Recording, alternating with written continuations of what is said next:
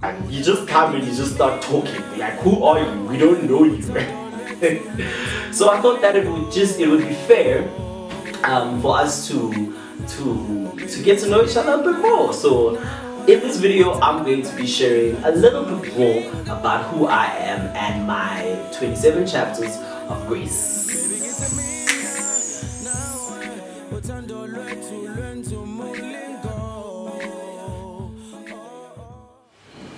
So on the 1st of March 2019, I turned 27, which is a couple of days ago, which is exactly the date when we launched this channel. And thank you so much for everybody who wished me a happy birthday. I really appreciate it. I appreciate the gestures. I appreciate every single word of blessing, of prayers, and of prophecies. Man, from the bottom of my heart, I would really like to say thank you so much.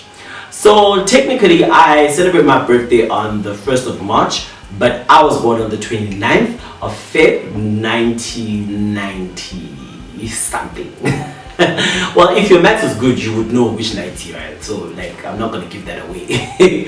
So yeah, but legally, okay, so let me just explain this, because a lot of people ask me this question. If you were born on the 29th of Feb, right? If you're born before 12, you celebrate your birthday on the 28th of February.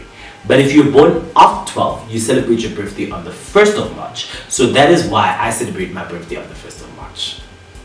Plus, it would have been a bit too much, because both my mom and dad celebrate their birthday. Well, not celebrate their birthday. Both my mom and dad were born on the 28th of Feb. And they got married on the day. So it's just a bit much, hey? Celebrating 2 birthdays and a wedding anniversary, and also now another birthday. It was a bit much. So it was actually God's plan that I celebrate my birthday the next day. Like, only made sense. So yeah, my parents were born on the same day, and today's not really about that, so I'm not gonna really delve deep into that. But we call that season rather, or that birthday season, the Matsuriso Gratitude Week. So birthdays for us and birthdays for me are really special. They're really special. They are a big deal, you know. And if you are a friend of mine or family, I make sure that your birthday is a big deal. Like, I really take birthdays seriously. So anybody who knows me knows that when it comes to birthdays, I don't play. I really legit go all out. So let me just now delve deep into hashtag chapter 27. So we're just gonna take it back in time into these 27 chapters of grace. So I was born and partly bred in Mafikeng, and I say partly bred because I moved out of Mafikeng, or moved from Mafikeng, when I was about 10-12. So that's basically almost half of my life, just a little bit under half of my life. So I spent the other half in Gauteng, and it was not really Joburg, because Western area, which is the town where we reside, where my father's house is in the outskirts of Joburg. So it's not really Joburg, but it's Joburg. It's not really Joburg, but it's Gauteng rather. So it's a beautiful small town where everybody knows everybody, small knit, which is the kind of DNA Mafikeng has, because we all really knew everybody, so it was easy to get around, and it was easy for things to happen because we all knew everybody. So growing up in such an environment, I'm very family conscious, I'm very family driven, and I'm very relationships and friendships driven. So I'm very, in my thinking, I'm always thinking about, okay, there is a reason why you meet specific people, and you need to always determine that reason. So that we'll discuss in maybe another video, where we talk about friendships and talk about mutual benefit in friendships and all of those things. But today I just wanna make you understand, because I grew up in two different areas, but it was not much The culture shock for me was not much, so it's not limited, but it's a bit, not even one dimensional, it's just a bit flat, so I went out of my way to learn about different cultures, different ways of seeing things, people's way of communicating, and people's way of understanding things, so it was very flat and very one-dimensional. But then I started going out of my way to learn about different cultures, different languages. So I'm very multilingual. I think I can speak about 7 of South Africa's official language. I can speak English, Afrikaans, Setswana, Sesotho, Sepedi just a little bit, Zulu, Xhosa. I really try Chivenda, and Setsonga Sithata, guys. Setsonga Sithata. So anybody who's willing to teach me Xitsonga, I would really appreciate it.